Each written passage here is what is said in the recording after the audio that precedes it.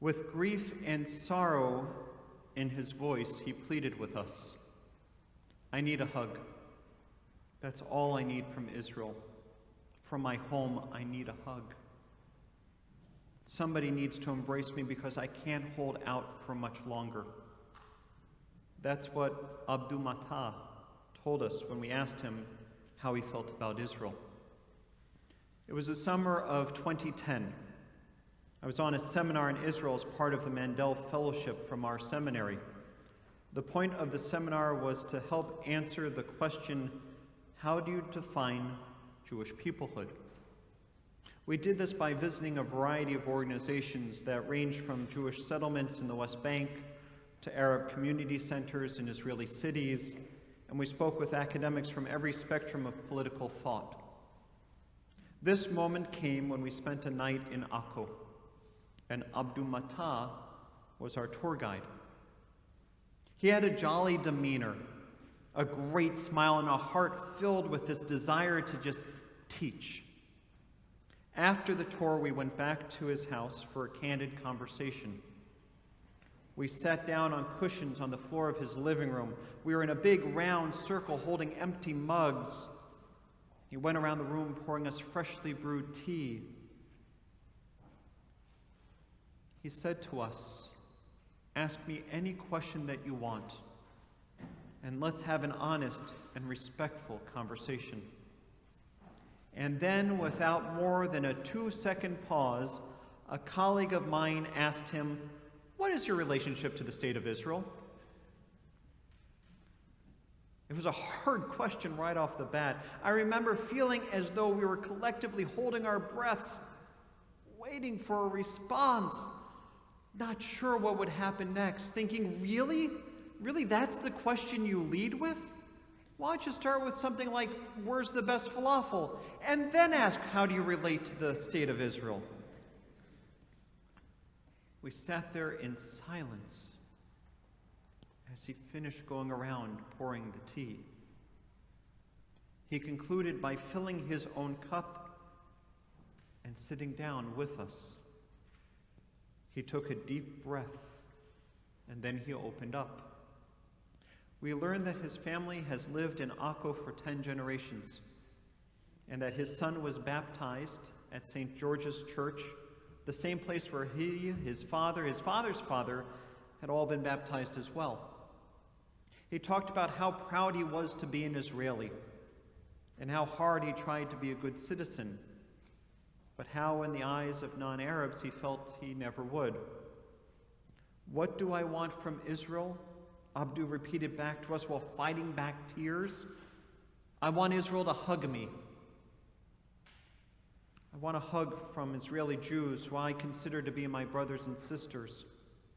I have needed this embrace my entire life, and every day it's getting harder without one. I work very hard with the Arab children of this town because they need to be embraced as well, and Israel won't look at them. But Hezbollah and Hamas, they look at us and they want us, and it's getting harder to resist them. But their embraces are alluring and might look like love, but they are deceptive. They are serpents. Their kisses are toxic. When these organizations get their hands on Arab children, it will not only hurt them, but all Israeli children. His words have haunted me ever since. The state of Israel was founded out of the necessity to find a home for a displaced people, a people historically often forced to live as second-class citizens because of who they were. Now within this very refuge state we find Abdu, and I wondered, how can we, a people who know this pain inflicted on others? As Jews, we have always thought of ourselves as being altruistic.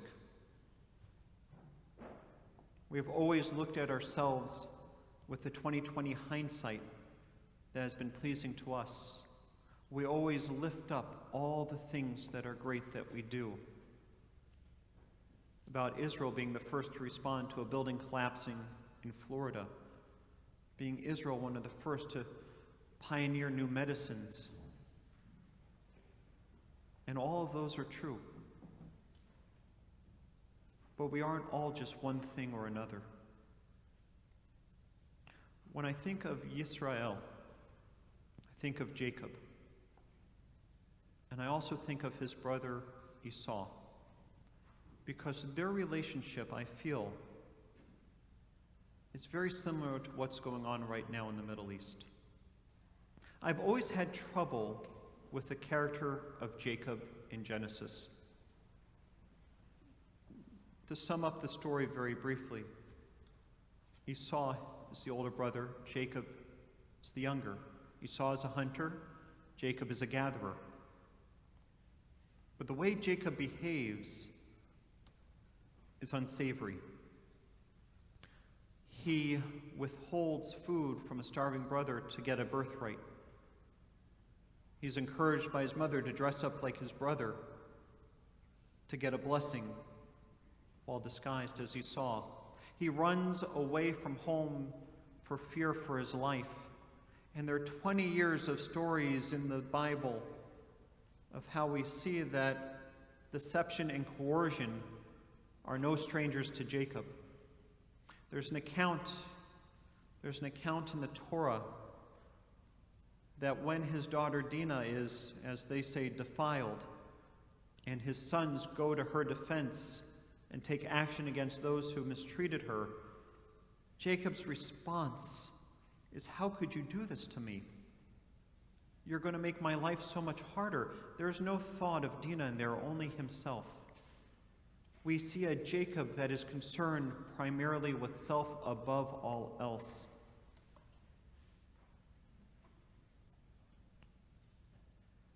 Jacob finally returns home. And the night before he does, he is standing there on the brink of the unknown. What will happen when I see my brother? Will he wipe me out and take vengeance, or will I live to see another sunset? And it's in that liminal moment of the unknown that he has his wrestling match with the angel, where his name is renamed Yisrael, the one who wrestles with God. We are a people who wrestle. We wrestle with faith. We wrestle with commandments. We wrestle with Scripture. We wrestle with our own behaviors. And we believe for a brief moment that this craven lad is now changed in this wrestling match. Scholars have reported, Nahum Sarna writes, that name changes are really important because they signal growth in character. And yet when he meets his brother Esau, Esau runs out to him. Esau falls on him, weeps, kisses his neck, and brings his brother in close, wanting an embrace. Jacob placates him, sends Esau on his way, and leaves. Esau has evolved. Esau has changed. Esau has grown. Jacob is the same Jacob. The rabbis are so unsettled by this that they look at the text and they see where it is written, Vishakehu, and he kissed him, that there are 5 dots, nikudot, above the word in the Torah scroll. And they say that those 5 dots mean one of 2 things. It means that we shouldn't read it that he kissed him, rather that he bit him. Esau ran up and bit him. That's why they're crying. Or that this is the first time ever that Esau has had a genuine human emotion. So the text is pointing it out. Both of those are whitewashing what's there. Essentially, the rabbis are saying what's written in the Torah is wrong. There's a typo. You shouldn't believe it. What I find interesting about our text about Jacob, or Yisrael, is that when Jacob behaves in a manner that is altruistic, he's referred to as Yisrael. But when he behaves in a way that is self-serving, he's Yaakov. We have these urges within ourselves. Yom Kippur would have been a wonderful holiday for Jacob to look in and weed out the behaviors that are Yaakov and the behaviors that are Yisrael, because we have them too as a people. When we scheme financially to fill our own pockets, despite what the repercussions are for others, we are Jacobites. But when we teach our children of the importance of honesty in business and to honor those we make deals with, we are Israelites. When we march through Jerusalem celebrating our victory over those who lost instead of finding ways to come together, we are like Jacobites. But when we work in the pursuit of racial and economic justice, that is when we act like Israelites. Keeping Abdu and other Israeli Arabs as second-class citizens goes against the commandments of how you should treat the stranger who lives amongst you. Not all Arabs living in Israel are Amalek. Many, if not most of them, are our siblings waiting for our embrace. But we look at the narrative and we try to make Esau into the villain. Far too often we see Amalek in the other. Amalek, a nation that attacked the Israelites as they came out of Egypt, a historic enemy of the people of Israel. And because we justifiably see Amalek in Hamas and Hezbollah, we're tempted to see Amalek in all Arabs. Not all Arabs are Amalek. Many of them are like Esau. But we behave towards them with suspicion and mistrust. We proclaim the motto, never again, when we find it more comfortable to think of ourselves as victims rather than a people with a mission. Did ultra-nationalistic Jews have a right to march through the Arab areas of the old city of Jerusalem, taunting the Arab residents in celebration of the reunification of Jerusalem? Sure, they had every right to do that. Was it the Jewish moral thing to do? No. Jews should not be in the business of humiliation. Judaism has always taught us, going back to its earliest days, that we must never, ever do anything but treat people with dignity and respect, even those we overcome in war. Does Israel have a right to the properties of Sheikh Jarrah? Also, yes. Historically, those are Jewish properties, but right and moral are two different things. And a moral response to those actions by Hamas was not what happened. Make no mistake, Hamas is a terrorist organization that wants nothing more to wipe us out of existence. Israel has the supreme right to defend itself, and it does so in a just way, which has always been their guiding star. They might not always hit their target, but they pursue it greater than any other country on earth. Hamas jumped on those actions of Israel and used it as an excuse to try and kill more Jews. Hamas uses their own citizens as cover to launch rockets, and Israel tries the best they can to minimize civilian death.